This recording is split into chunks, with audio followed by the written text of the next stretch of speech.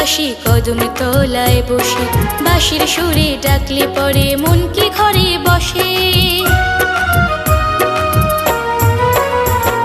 মাধব বাজায় মোহন বাঁশি কদম তলায় বসে, বাঁশির সুরে ডাকলে পরে মন কি ঘরে বসে। শুনলে বাঁশি ছুটে আসি মন মানে না, ভাল লাগে না সখী ওগো ভাল